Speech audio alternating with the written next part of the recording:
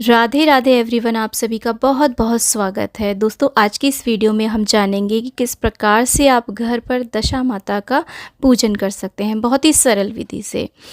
दोस्तों, दशा माता माता लक्ष्मी का ही स्वरूप होती हैं और इनका व्रत स्त्रियां घर में सुख समृद्धि, संतान, सौभाग्य, धन, वैभव, संपत्ति और परिवार की दशा को सुधारने के लिए करती हैं। तो सुबह सवेरे स्नान आदि से निवृत्त होकर के आप पूर्व या उत्तर पूर्व या फिर उत्तर दिशा की ओर, मुख्य रूप से ईशान कोण में आपको बैठना होता है। मुख करके आप बैठ जाएं और इस प्रकार से यहाँ पर देखिए हमने एक चौकी लगाई है और साइड में हम एक पौधा नर्सरी से लेकर के आए हैं। आप चाहें तो टहनी भी ला सकते हैं पीपल की। बस ध्यान रखिए, जिस दिन आप पूजन कर रहे हैं ना, उस दिन आपको ना तो पौधा लाना है और ना ही लानी है टहनी और ना ही पीपल के पत्ते लाने हैं। कुल मिलाकर के ये है कि टहनियाँ हमें नहीं तोड़नी है जिस दिन हम पूजन कर रहे हैं उस दिन पीपल को, क्योंकि जिस भी पौधे का हम पूजन करते हैं ना, उसको जिस दिन उसका पूजन करते हैं उस दिन हम उसे नहीं तोड़ते हैं। तो इस प्रकार से यहाँ पर देखिए आप कोई थाल ले लें और उसके अंदर स्वास्तिक बना लें। रोली से या हल्दी से भी बना सकते हैं। और यहाँ पर हम करेंगे स्थापना गणेश जी की।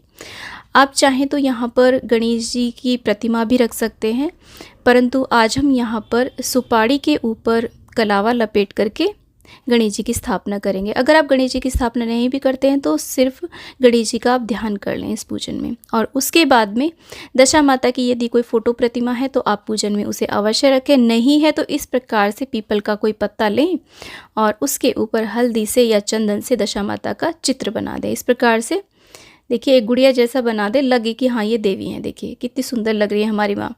और हम इनकी भी स्थापना कर देंगे। तो दोस्तों, इसके बाद में हम जल का छींटा देंगे, यहाँ पर शुद्धिकरण कर लेंगे। इस प्रकार से देखिए किसी पुष्प की मदद से या कुशा की मदद से जल का छींटा देंगे। इस तरीके से दोस्तों ये जो पूजन है ये मुख्य रूप से पीपल के वृक्ष के नीचे बैठ करके ही किया जाता है, लेकिन अगर आप नहीं जा सकते हैं तो इस प्रकार से भी घर पे भी आप पूजन कर सकते हैं। उसके बाद में हम एक दीपक की स्थापना करेंगे। दीपक हमें 2 बातियों वाला, लंबी बाती वाला दीपक देसी घी का बनाना है। और कुछ हम अक्षत रखेंगे और उसके ऊपर हम दीपक की स्थापना कर देंगे और धूप भी चला देंगे। धूप दीप दिखा देंगे सभी को जिनकी हमने स्थापना करी है। हो सके तो यहाँ पर दीपक का भी आप सर्वप्रथम पूजन कर लें। और इसके बाद में हम पीपल के वृक्ष को जल से सींचेंगे। इस प्रकार से देखिए, क्योंकि हमारा पौधा है, यहाँ पर अगर आप बड़े वृक्ष का पूजन करने बाहर जा रहे हैं तो आप दही दूध से भी स्नान करा सकते हैं। हम यहाँ पर जल अर्पित कर देंगे पीपल के पौधे को और जल का जो लोटा है ना उसे हम अपने पूजा में स्थापित कर देंगे। उसके बाद में लोटे की सहायता से ही हम दशा माता का डोरा तैयार करेंगे। 10 तार का ये डोरा बनाना होता है और इस डोरे में लगाई जाती हैं 10 गांठें। दशा माता का व्रत चैत्र कृष्ण पक्ष की एकम से यानी कि प्रतिपदा से शुरू होता है और चैत्र कृष्ण की दशमी तिथि को संपूर्ण हो जाता है। यह 10 दिन का पर्व है, परंतु 10 दिन व्रत पूजन नहीं कर सकते हैं तो दशमी तिथि को तो अवश्य रूप से करना चाहिए। और दोस्तों, अगर आप व्रत भी नहीं कर पा रहे हैं तो आप शुद्ध सात्विक रह करके इस पूजन को कर सकते हैं। अगर व्रत नहीं रख रहे हैं तो भी आप इस पूजन को कर सकते हैं। और इस प्रकार से देखिए हमने ये डोरा तैयार कर लिया है। हमने 10 तार होने चाहिए, आप गिन ले अच्छी प्रकार से। और उसके बाद में हम 10 गांठें लगा लेंगे। डोरा इतना बड़ा होना चाहिए ताकि आपके गले में आ जाए।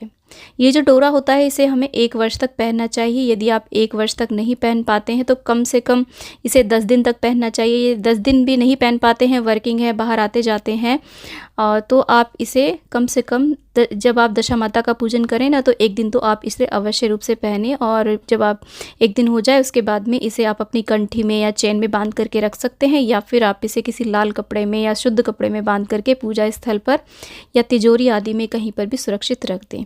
उसके बाद में इसे हल्दी में रंग लेते हैं। ये हल्दी वो होती है जिसे हम झल दिखा के लाते हैं होलिका दहन की। यदि आप झल नहीं दिखा के लाए हैं तो भी अगर आपके भूल गए हैं या कोई किसी कारण से, तो आप जो सिंपल आपके पास हल्दी रखी है ना उसका भी आप प्रयोग कर सकते हैं इस पूजन में। डोरे को दशा माता के पास रख देंगे। उसके बाद में लगाई जाती हैं पीपल के वृक्ष के पास में 10 ढेरियाँ लगाई जाती हैं गेहूं से। इन ढेरियों का भी पूजन किया जाता है। दोस्तों, इस व्रत को आजीवन किया जाता है, इसका उद्यापन नहीं किया जाता। बस इस व्रत को आप पास ऑन कर सकते हैं। जैसे कि सासू माँ के बस की नहीं रहा है व्रत रखना, उनकी एज हो चुकी है, तो वो अपनी बहू को इस व्रत को पास ऑन कर सकती हैं, यानी कि बहू उनकी जगह पर इस व्रत को रखना प्रारंभ कर सकती है। तो आइए सर्वप्रथम हम पूजन करते हैं गणपति भगवान का। इस प्रकार से देखिए गणेश जी को हम रोली, अक्षत और रोली मौली ये सब कुछ अर्पित करेंगे, दूर्वा अर्पित करेंगे और लाल पुष्प अर्पित करेंगे। गुड़हल का पुष्प यदि आपको मिल जाता है तो बहुत ही ज़्यादा शुभ रहता है। धूप दीप दिखा देंगे गणेश जी को। तो गणेश जी का पूजन हो गया है।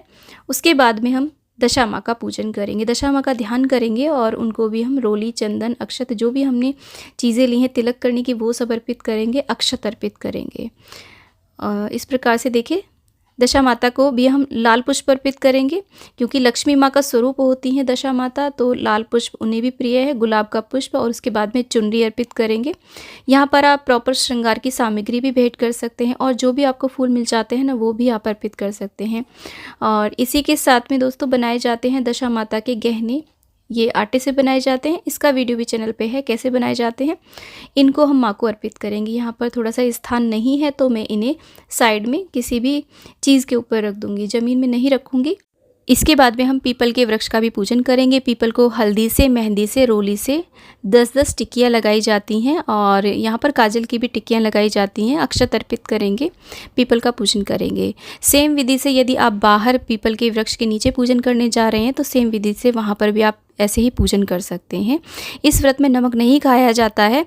एक समय मीठा अन्न का भोजन किया जाता है, एक अन्न का भोजन, खासकर गेहूं का ही भोजन, जैसे कि मीठे पूड़े, मीठे पराठे आदि बना करके, हलवा और पूड़ी बना करके ही खाया जाता है। और इसके बाद में यहाँ पर हम वस्त्र रूपी कलावा अर्पित कर देंगे, बांध देंगे पीपल की टहनी में इस प्रकार से, ये देखिए। और उसके बाद में जो भी आपके पास फूल उपलब्ध हो, फूल माला उपलब्ध हो वो अर्पित करेंगे। यहाँ पर जो हमने 10 ढेरियाँ लगाई हैं ना इनका भी हम पूजन करेंगे। छीटा देंगे, यहाँ पर रोली का भी फूल अर्पित करेंगे, अक्षत अर्पित करेंगे। दोस्तों इस दिन झाड़ू घर में लाना बहुत ही ज़्यादा शुभ माना जाता है, तो आप झाड़ू भी इस दिन पूजन के दिन ला सकते हैं खरीद करके। और इसके साथ में जो भी आपने भोग नैवेद्य बनाए हो उसे 10 संख्या में लेना चाहिए। 10 मीठे पूड़ी ले सकते हैं, मीठी पूड़ी ले सकते हैं, 10 चम्मच हलवा रख करके पूड़ियों के ऊपर वो भी ले सकते हैं। और इसके साथ में 10 सिक्के आप ज़रूर अर्पित करें लक्ष्मी स्वरूप। और यहाँ पर देखिए चींटियों के लिए भी भोग निकाला जाता है, गेहूँ का आटा और साथ में कुछ गुड़ रखा जाता है। तो इस प्रकार से भोग नैवेद्य अर्पित कर देंगे। जैसी भी आपके यहाँ परंपरा हो वैसा आप भोग नैवेद्य अर्पित करें। इसके साथ में हाथ में 10 गेहूं के दाने लेकर के दशा माता की कथा सुनी जाती है। देखिए दशा माता की 10 कथाएं होती हैं जो कि 10 दिन में सुनी जाती हैं, लेकिन यदि आप सिर्फ एक दिन पूजन कर रहे हैं ना तो आपको पूरी की पूरी 10 कथाएं और एक विनायक जी की कथा अवश्य रूप से सुननी चाहिए। 10 कथाओं का वीडियो मेरे चैनल पे है, आप उसे चला करके भी अपना ये पूजन कर सकते हैं। थोड़ी लंबी वीडियो है दोस्तों, लेकिन 11 कथाएँ हैं उसमें, तो उसे अवश्य सुने। इसके बाद में आप आरती करें गणेश जी की, दशा माता की और पीपल वृक्ष की इस प्रकार से। और उसके बाद में हमें फेरियाँ लगानी होती हैं। 10 फेरियाँ हम लगाएंगे। कच्चे सूत से लगा सकते हैं, कच्चा सूत आपके पास नहीं है तो कलावे से भी ये फेरियाँ आप लगा सकते हैं। तो हमारा तो छोटा सा पौधा है तो बहुत ही सावधानी से हम छोटी छोटी सी फेरियाँ इस प्रकार से लगाएंगे और दशा माता का ध्यान करते हुए हमें ये फेरियाँ लगानी होती हैं। इसके बाद में दोस्तों इस प्रकार से देखिए पुराने डोरे को, जो पिछले साल वाला डोरा है ना, इस प्रकार से माता की तिजोरी में, खजाने में रख करके हम पीपल के नीचे इस प्रकार से गाड़ देते हैं ऐसे। उसके बाद में जो हमने यहाँ पर निकाले हैं पूड़े या मीठी पूड़ियाँ, जो भी बायना हमने निकाला है उस पर कुछ दक्षिणा रख करके आप ब्राह्मणी को दान कर सकते हैं, घर में किसी बड़ी महिला को आप दान कर सकते हैं। उसके बाद में जो ये हमने सिक्के निकाले हैं ना, इन्हें हमें दान नहीं करना है, इन्हें आप अपनी तिजोरी में खजाने में रख दें, कहते हैं इससे बरकत आती है। और उसके बाद में जो 10 ठेरियाँ हमने लगाई ना, इसे आप किसी पक्षी को, गौ माता को आप खिला सकते हैं। और पीपल के पास जब हम पूजन करते हैं तो इसे पीपल के नीचे दबा दिया जाता है इस अनाज को।